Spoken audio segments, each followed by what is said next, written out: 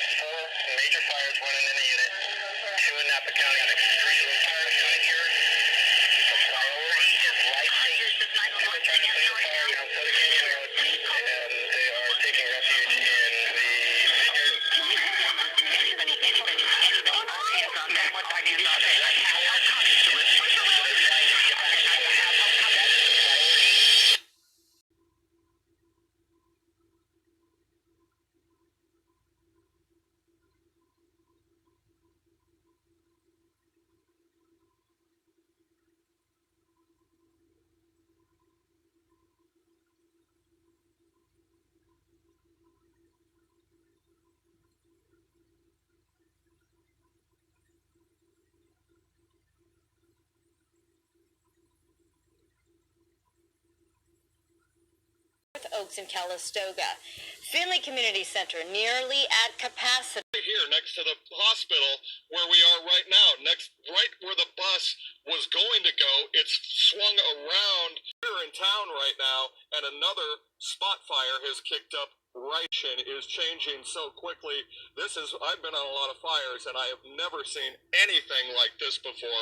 Just not too far from us, we don't know what these explosions are coming from, whether they're cars or possibly a fuel tank at somebody's house, a gas, some sort of gas line or something. You can see the flames kicking up behind these vehicles that are driving into the hospital parking lot right now. People are actually running for their lives. That we have been looking at, and we wanted to take a look at that. We can do that up in just a moment. But this area is widespread. It is, as we said, 20. Freaking power line just went down. I hear a pop coming from across the street. As soon as I hear the pop, all I heard is like electrical, like bzzz, going on the ground there. Look, there's the power line right there. See them right there. That's the power line that started from up the road there. And all of that is still burning. From there, to me, it simulated a fuse, like somebody lit a fuse for a firework. And it just followed a straight line all the way up to the pole where the thing was. And it. Majority of people in West Maui, our kids are not in school still yet. And so with this announcement, I found out about it on September 7th. I texted the governor asking him to please move it back. He said, I was pushing for, instead of just picking a date out of thin air, benchmarks of having our children back in school, having childcare for the preschoolers. We're gathered here today to Truth or Fake, our daily fact-checking segment, and I'm joined for that by Catalina Marchant de Abreu. Welcome to the programme, Catalina. Today, let's review the conspiracy theories that are going viral on TikTok and Twitter about the Canadian wildfires. What have you got for us? Intense wildfires are still raging across Canada as they could last all summer long, according to local politicians, as these fires are forcing the evacuation of thousands across the country. Since June 5th, this account that regularly shares misinformation has shared this viral video with over 3 million views with the caption that reads, "How do that many fires all start at the same time across an entire province?" So here's the video where we see these satellite images showing these fires in Canada spreading all at exactly the same time, which according to this user and to other conspiracy theorists that are sharing this video, these satellite images could be proof that the Canadian wildfires were deliberately caused by perhaps the government rather than by climate change. Tom? Okay, and are those satellite images real then? There were two clues in the video that allowed us to find the original satellite images. In the video, you could briefly see the words GOES 16 and GOES East on the upper right of this video. So we searched these words online and we found that GOES 16 is an American satellite company owned by no other than NASA. So these images that we saw, those are real satellite images. Then we also bumped into this tweet sharing the video where they mention DuPage College's meteorology department that show the wildfires on June 2nd out of Quebec, Canada, that, as they claim, all started at exactly the same time. So with this information, we were easily able to find the page where these exact satellite images are available.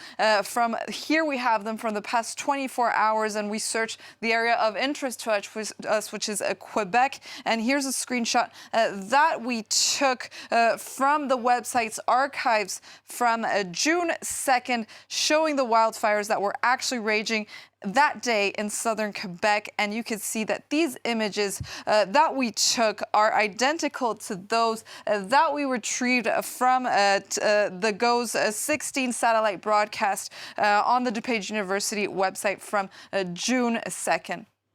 Okay, so how do we explain the fact that these fires all started simultaneously or all in one day, it would appear? Well, in fact, what we should precise is that, contrary to the claims, they did not all occur at the same time as the publications claim, but over a period of more than 12 hours on that day of June 2nd, between 10:30 a.m. and 11 p.m. to be exact. So the video that we saw on TikTok was sped up, and the France 24 Observers team also contacted Paul Servatka, who is professor of meteorology at the DuPage University, and he will actually publish the images that we saw. He told us that what is behind these simultaneous fires starting can be explained actually by a dry storm with lightning strikes, which create several outbreaks. He also told us that when these conditions are met, which they were that day on June 2nd, and that if it's dry enough with a lot of wind, these outbreaks can spread quickly and start the forest fires that we saw in the viral video in TikTok. Tom?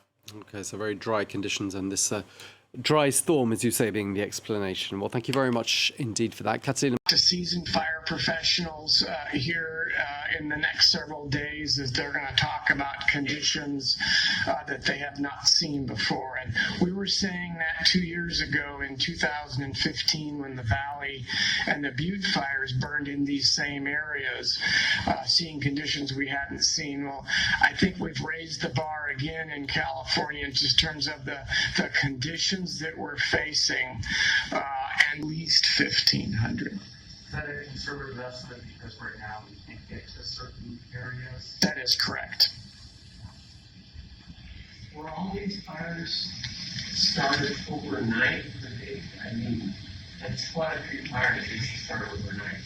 Absolutely. All of these fires started sometime from 10 o'clock last evening on into the early hours this morning, and we continue to get new starts as the day warms up. Again, we're under critical fire weather conditions. That's why the National Weather Service put red flag warnings up. And more news now will continue on Fox 10 Phoenix on our YouTube page or on Fox 10 Phoenix Facebook Live. You can continue to watch this live press conference out of California. Our best wishes are with everyone there involved. Thank you for watching News Now. Is just extreme of new starts, and that's literally what happened last night and this morning. The planets literally aligned to have these explosive conditions. the planets literally aligned to have these explosive conditions against the firefighters. And so you start getting ignitions, multiple fires starting at the same time. We've got to try to react and move resources. It's not uncommon to have multiple fires. While moving easterly right now, rather uniformly, overnight, there's a concern among authorities that it's just going to go haywire, and they just don't know what it's going to do.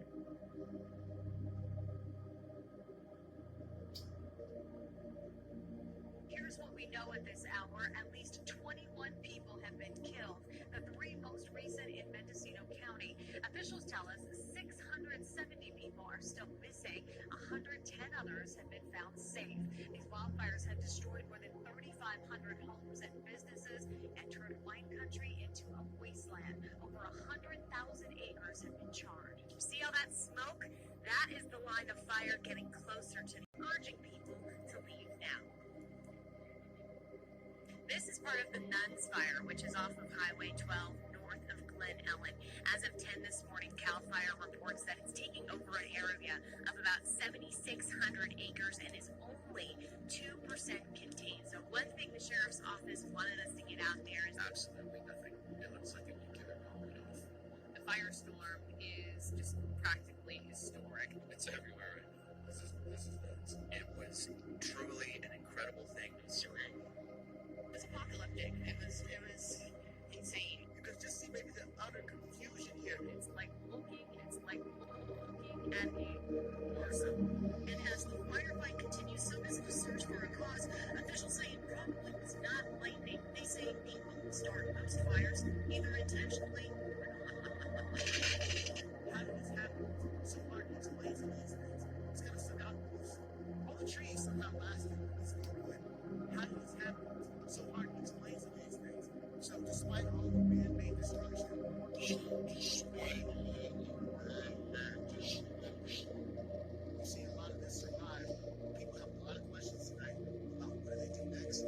Quite honestly, they're terrified.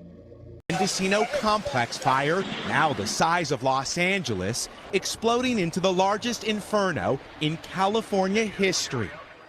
It's ripping across mountains and neighborhoods. Crews are doing their best to get in there right now, but this fire is just really outrunning us.